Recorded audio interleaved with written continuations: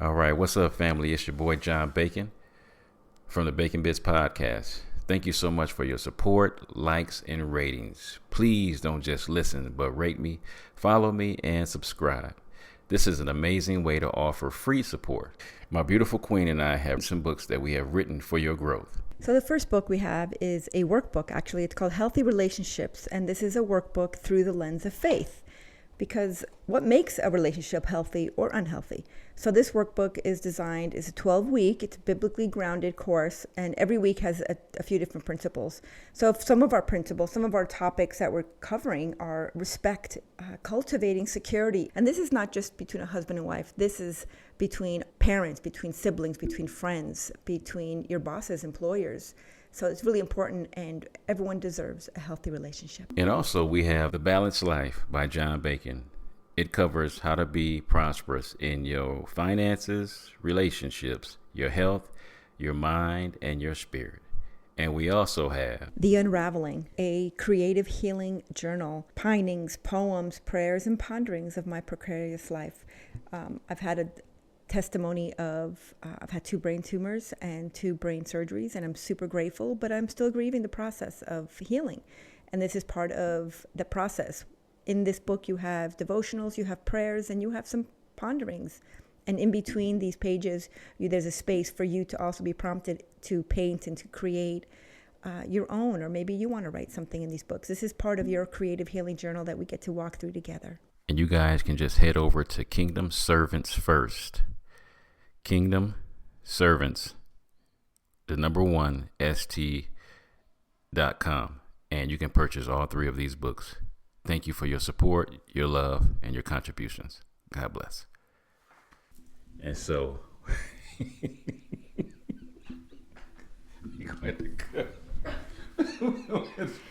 So John Bacon thinks he's a super funny guy, and he is. But you know what? Cultivating security, we can be serious, and it can be heartbreaking, and it can be rough, and it can be tough. But it can be exciting. It's another opportunity to bind together what some of our bad choices have broken and fractured.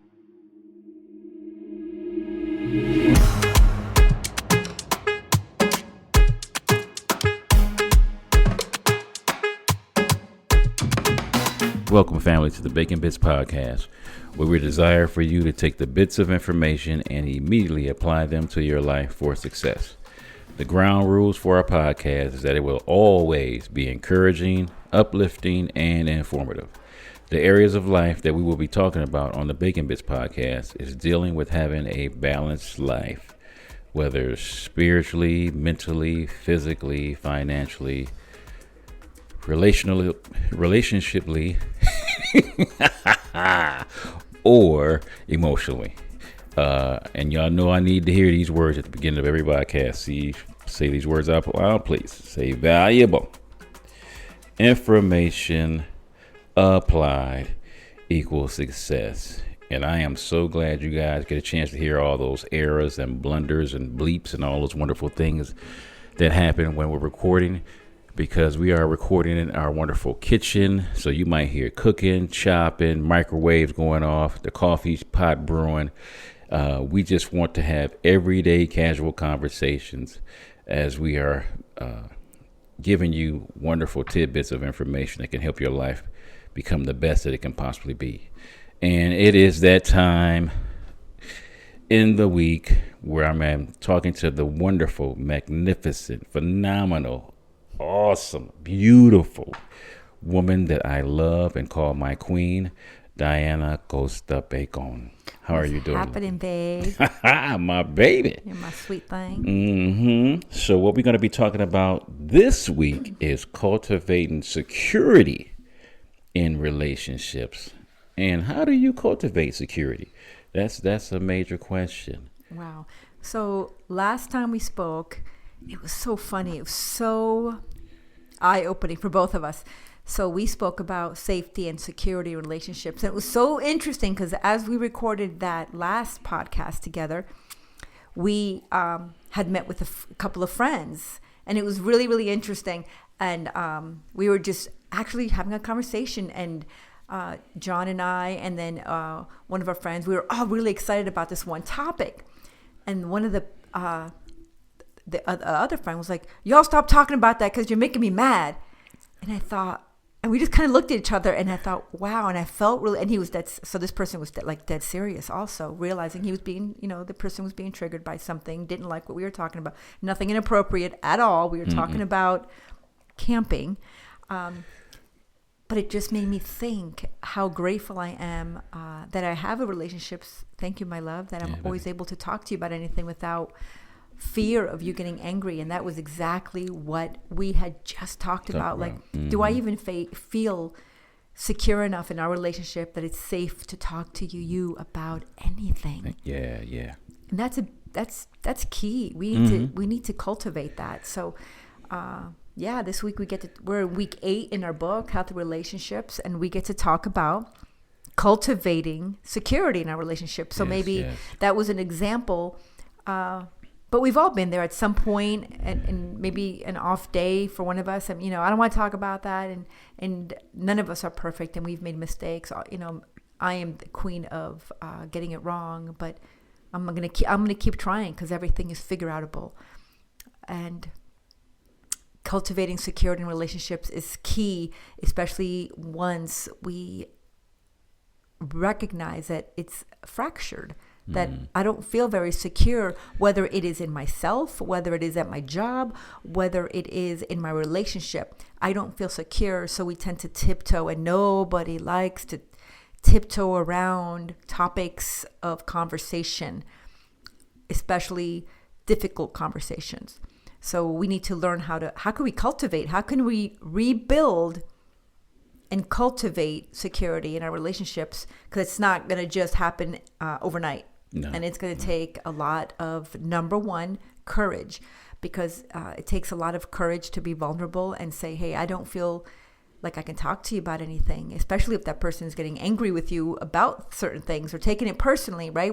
I think our last conversation we talked about Miguel Ruiz Diaz's book. Miguel Ruiz, I don't know if his last name is Diaz, I forgot. It's Miguel Ruiz's book, The 4 Agreements, with don't take anything personally.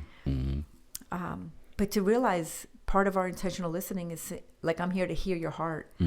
So how do we do that? It's not going to happen overnight, and it's going to take courage, and we have to be vulnerable with each other and say, you know what, hey, I'm coming from a place of, hey, I maybe I'm the one who's getting upset and angry because things are happening at work, and I'm stressed when I come home, and I shouldn't have taken it out on you. So therefore, I need to apologize. Either way, it's vulnerable, and it's going to take some courage. Yeah, I think a big part of that is, you have to navigate through. If you've had, I was trying to just glance over while you were speaking, how many relationships I've had before I got married the first time. So you're talking about at least over a handful of relationships, and obviously none of them worked out.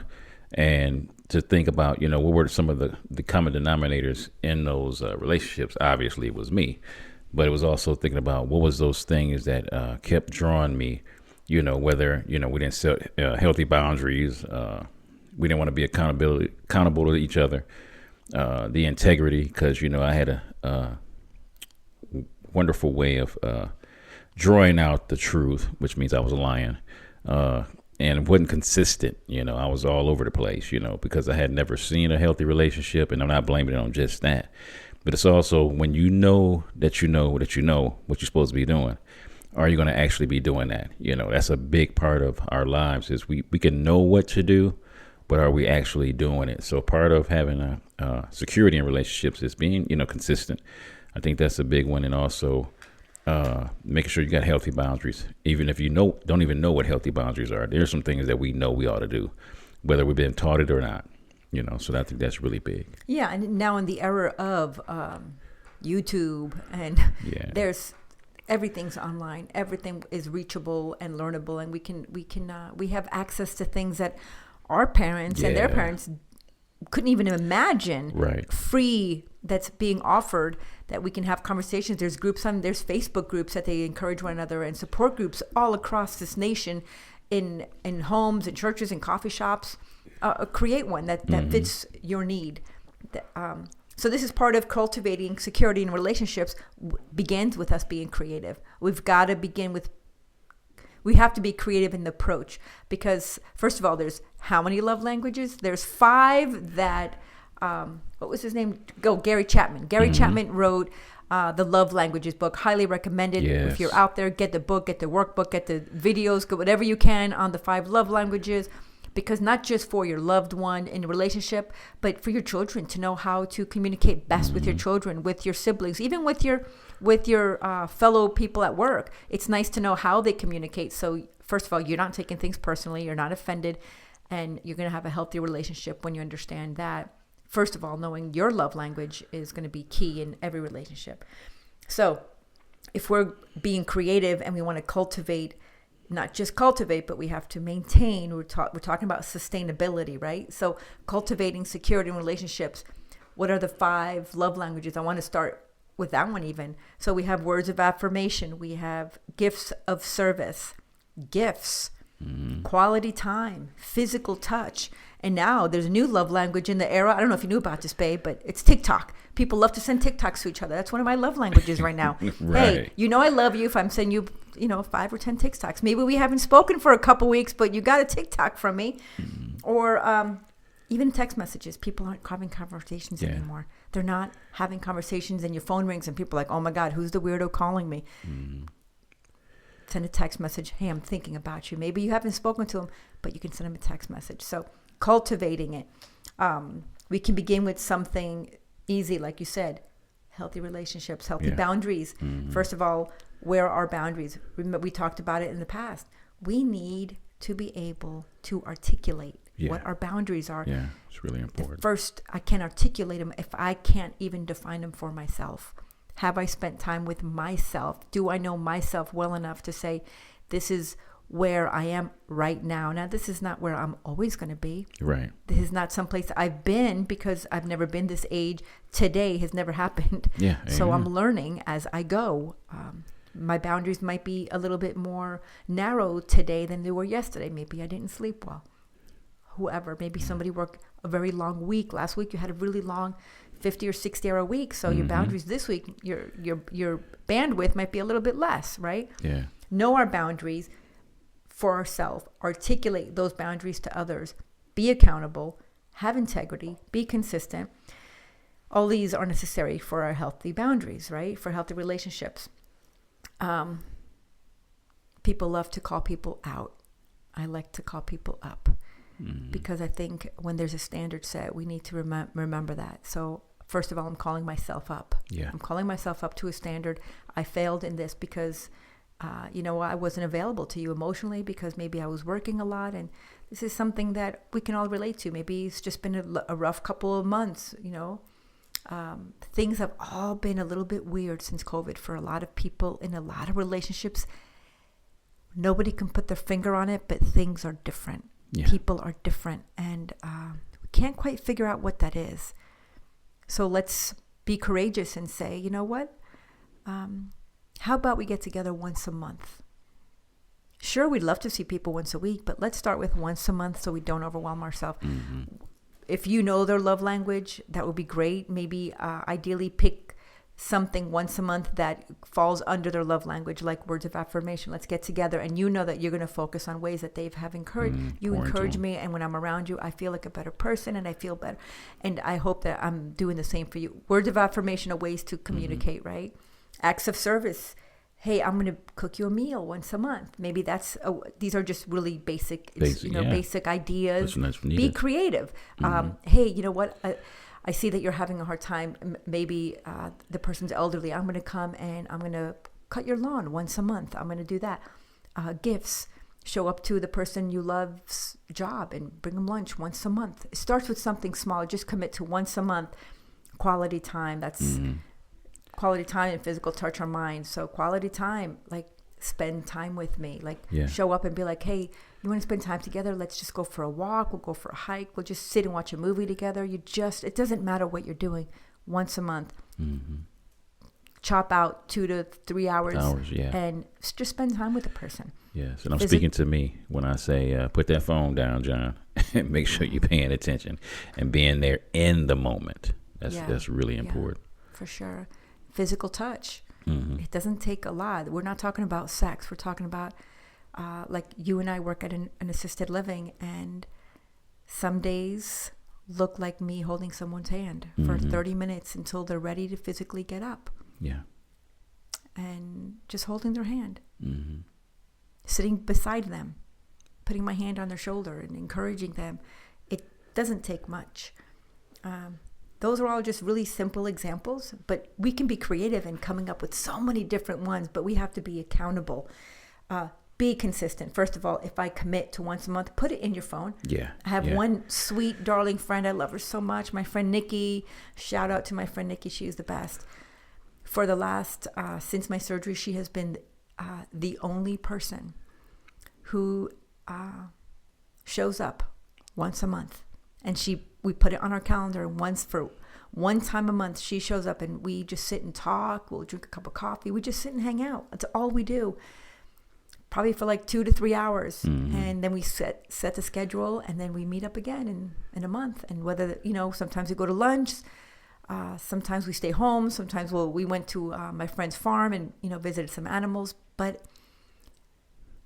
we fill each other's love tank. And she is the one that really had to take that step forward, because she's the one who's physically able to drive and pick me up or take me somewhere. And I just she makes me feel so loved and so appreciated. And I, in turn, love her and appreciate her. So she's consistent. Yeah. We have to be consistent. Say what you're going to say, and then be consistent. Yeah. Use your phone. Everyone in our cell phone, we have calendars. If you want to, she has a book, and she writes it in her what do you call those? Planners. She's a planner, and then she has her cell phone. So we put it in each other's cell phone, and it's just something that make time to build a relationship. Make time to build a relationship. This could be with your child, with your loved one, with a neighbor, with your boss. There's so many ways that we can be consistent. Is the first step. Yeah, I think as you were saying that, I think one of the things I think that really threw us off with COVID is just because we weren't intentionally spending time with each other after COVID, because we just didn't know how to act. We didn't know how to respond. There's so many barriers, but when we're being intentional about building that safety in relationships, man, the consistency is big. And it could be something as simple as with your family. I know this is one of the lost arts that I think is really huge. And that's sitting down and having a meal with your family, man. If that could be once a day, a couple of times a week, I think that builds security, because they're able to come to you and talk about anything and everything at the dinner table. Put them phones up. Let's sit down and really dialogue about, how's school going? How's your relationships going? How's your sporting events or different clubs that you might be in part of? And then for us to speak to them about, how work is going and, the different things that we have to deal with. So I think part of that security is making sure you're consistently seeing people on a continual basis and being able to be there and speak with them. I think you spoke beautifully about that, babe. Thanks, babe. So being consistent, being courageous, being vulnerable, helps cultivate. Because if I don't feel secure in our relationship, I don't feel safe to come to you about anything. Mm-hmm. So I think that's really important. So not only do we need to be able to articulate our boundaries and be consistent, but we have to have accountability in place. Mm-hmm. So how do we do that? How do we hold each other accountable? One place that is really easy, and it's really quite often already set in place, accountability is set in place at most employers. Mm-hmm. When we go to a job, you have a 90-day review. Mm-hmm. And then I don't know how often some jobs have like a 30-day check-in, have a 60-day check-in, 90-day, or once a year. Mm-hmm. After you've been there a while, they do once a year. And ideally, you want to improve. Ideally, you find some ways, and you don't take it personally when they say these are some places where you know there's room for improvement. Mm-hmm. But ideally, this is part of our communication. This is part of our being courageous enough to be vulnerable to say, well, hey, boss, I don't really agree with that. Well, what about this time? That was one person. Or hey, I appreciate your feedback. Like, ideally have this open discussion like we're having now. Like you said earlier, I love that we're sitting at the kitchen table and we're having a conversation where most wonderful conversations take place in most people's homes are sitting in a kitchen table. So how can we have accountability to do that with our friends? I think it's fantastic because we can easily just put it in our cell phones and show up. Just show up, be there, and don't be offended when they call you out if you don't show up. Yeah, be like, where were you at? You said you'd be here, or be a little courageous and the night before send a text and say, hey, just checking in. We're still meeting tomorrow. It doesn't take much. And don't be offended if someone says, yes, I already told you. Don't get offended. Some people are so easily offended. And they feel so attacked when someone is just checking in and confirming. It's not. It's called accountability. And it's also for both sides. It goes both sides. Yeah. Because, like I said, we really have to work hard at being intentional, man. Because you know how we'll say, yeah, let's meet up. And we'll leave it at that. And I'm like, oh, no, not in this day and time. We literally have to say, pull your phone out. I'm going to pull my phone out. Okay, see what days we have clear.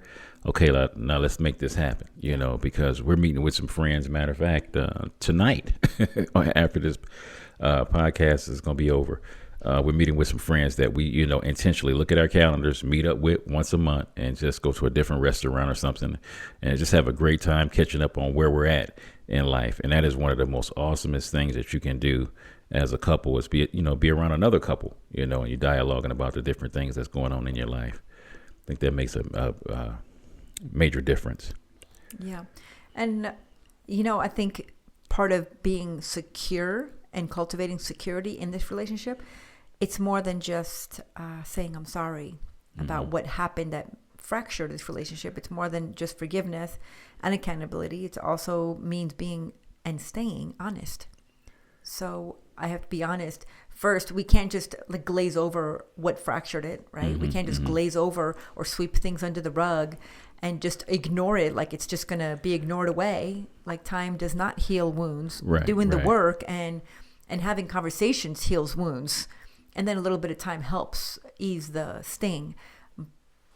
But having hard conversations is important. Having hard conversations is important. If I don't feel safe enough to talk to you, then that's a huge fracture in a relationship. And I need to say, how can I talk to you? The fact I feel like I can't talk to you. And that concerns me because I want us to have a rich and loving and thriving relationship. So how can we do that? So I think it takes us being honest with each other and say, it really, and to be able to say that, again, if you're calling me, dodo head, and I'm saying, hey, that really hurts my feelings, and I'm being honest, and you're saying, it's a joke, get over it, and you keep doing it, well, I'm being honest with you, but honestly, I don't feel secure because you're not listening to what I'm saying.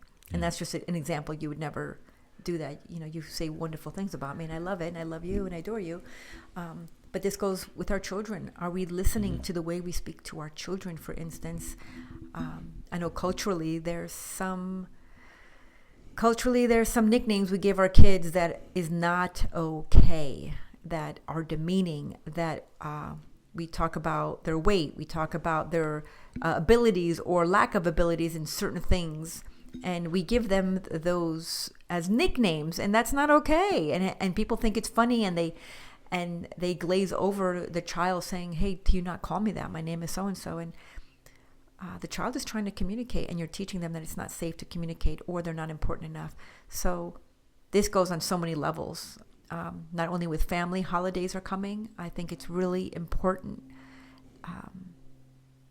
Even now, people are wanting to change the way that they're being spoken to, their pronouns, and are we secure enough in ourself to be able to call people what they would like to be called? If they have the courage to say, could you please call me this? What is preventing us? How does it hurt us? At what point is it hurting us to call them that? That's what it looks like to cultivate security, so the person can be secure in being able to approach me. Because if I glaze over that or make fun of that person, that's not loving, that is not kind, and I am not trying to mend anything. If anything, I'm excluding them and disrespecting their wishes. Yeah. I mean, all of those, especially the little nicknames that you were saying, are we there, like every time our kids come to us, will we just sit there and listen, not judge it, just take it for what it is, not make faces. That's one of the greatest times to have a poker face, and just make sure you're really allowing them to say what they want to say without you, getting the attitude or, handling stuff the way you used to handle it, because if we are parents in this day and age, we ought to be trying better ways on how to discipline and also be there for our kids, because I think that is really huge, because the older they get, the more time they want to spend away from home. And that's just natural progression. It's not that you've done anything wrong as a parent, but part of kids growing up is more than likely they want to spend more and more time away from home, just to, they trying to learn themselves. They, building up friendships, building up team camaraderie, wherever they may be at and whatever they're doing. And we have to think about, are we going to be there for them? And every time that they come to us, man, literally, I would tell anybody, drop everything that you're doing. And for those few minutes that they're with you, pay close attention to what they're telling you, because it's super important that when they came to you, they felt like they could come to you and tell you about the things that was on their heart. And that's what cultivating security looks like, is, are we receptive when people tell us their boundaries? Are we receptive when they tell us their hurts? Are we receptive, and are we making the appropriate adjustments to be able to vice versa? So as the holidays approach, part of cultivating security is knowing your boundaries. Now, I'm not going to encourage you to not be with family and loved ones, but the reality is not everyone's going to honor you. Not everyone is going to let you feel safe and secure, and you don't have to be in a place that you are not being honored and you're being barely tolerated. So cultivating security, remember, you have to be secure in yourself. You have to find safety for yourself. If you are in a place that is unsafe, you don't have to stay there. There's many places that you can be safe. So find safety, find your tribe, find your family. In a perfect world, my prayer is that your family would respond and love you and accept you, and trust that what you're saying is what you need as to move forward and build the fractured relationships that have been or do exist in your family, for instance.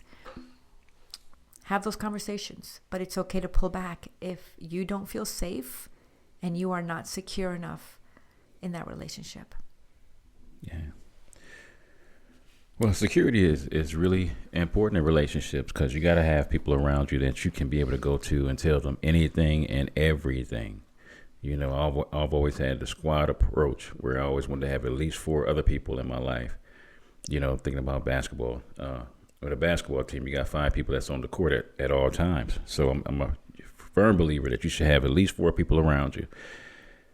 Minimum, if possible, that you can have around you, that you can tell them anything and everything, because one person won't be able to do that for you. It's good to have 3 or 4 if possible, because, some people have families and they got to do what they got to do with their families. But it's good to know that you've got people around you that can be there for you, to give you that security, to be able to let your guard down, tell them everything that's on your heart and your mind. They won't judge you. They love you enough to put their foot up in your beep if you need it, but also enough to be there as encouragement and you're one of your major supporters in life. Yeah. And when I talk about places that you don't feel safe and there is no security in this relationship, I'm talking about abuse. I'm talking about if you are in recovery and you're going to a home where they are not honoring your boundaries and they are having alcohol and drugs are available in the home, and you are there and you want to be there, but you can't be there for your own security. There's a lot of things that we have to protect ourselves from if others are not willing to stand in that gap, and not everyone will be for you. And to know that, and people will naturally want to protect ourselves from further harm, from hurt, or from danger.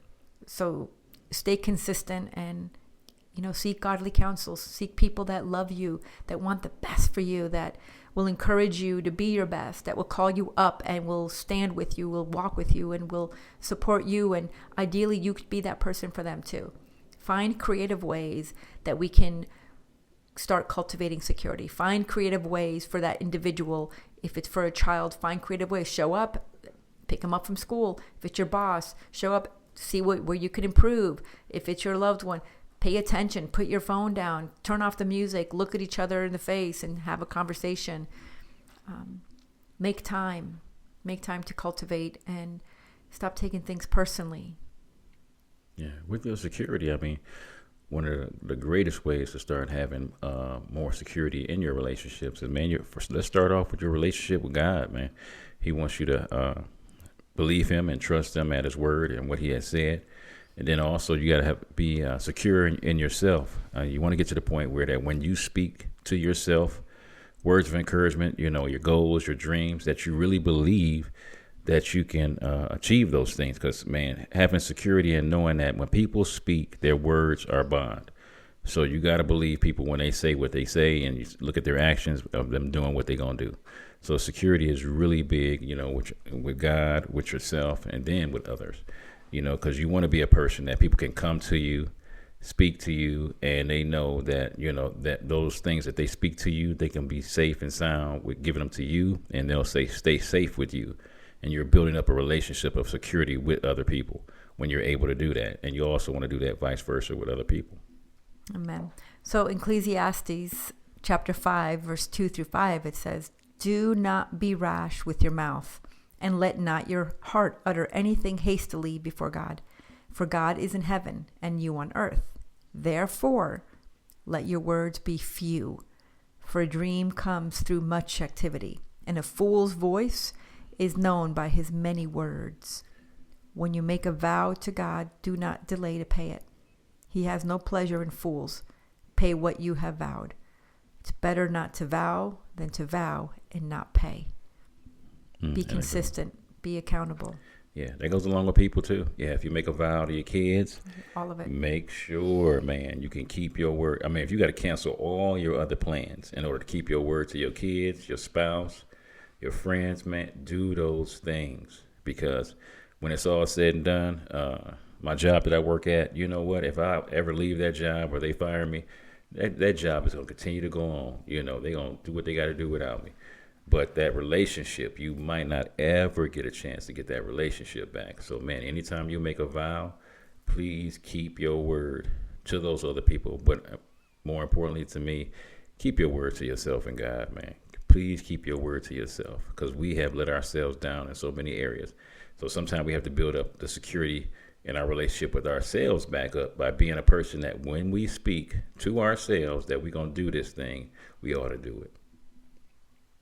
And that's cultivating security. Be creative. We can come up with so many cool, fun ideas to do, and just do them. I love the idea of putting all these different ways that we can cultivate relationships. Make it fun. Mm-hmm. Make it fun. It could be between, like husband and wife. It could be between friends. It could be between siblings, between parents. Let's all sit down and put ideas of things that we can do once a month. Everyone has their ideas. Let's put it in a jar and pull one thing out once a month. This is our day, everybody. So this once a month day, we're going to pull something out and say, oh, this is what we're doing. And that way no one, it's something everybody wants to do. It's going to be, it could be fun. It doesn't have to be like so much work. Right. And then that thing that makes me laugh is my wife used to always say forced family fun with the kids. But then when we sometime are hanging out with them, they reflect back on the things that they didn't want to do at first, but they really end up falling in love with doing it because it brings back the memories that we shared together as a family. Yeah. And we cultivated it. And that's the key, is how do we cultivate security? Yeah. Security. Our kids need to be able to feel free to be able to come talk to us about something. And we need to be responsive. Be responsive without feeling offended. It costs me nothing. It affects me nothing. But it's going to help bond the fractures.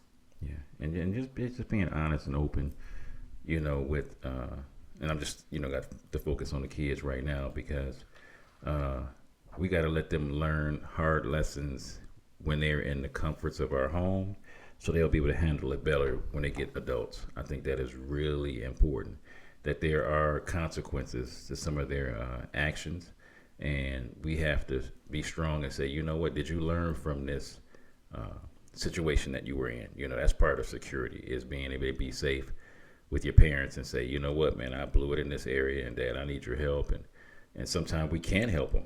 Sometimes they need to have, repercussions from their actions. And that's security, and knowing that, you know what, we can't fix everything. Some things you're going to have to actually go through.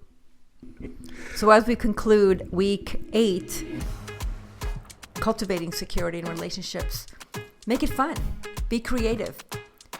Get a bucket, put a whole bunch of ideas of what you can do with your family. As you can do that with your family, you can do that with your friends, and have open communication with the person that you need to bind that fractured relationship with, and to cultivate a more secure and safe environment for both of you.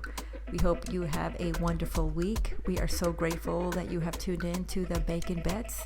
We are grateful that you joined us at our kitchen table. Oh, we love you guys so much. God bless.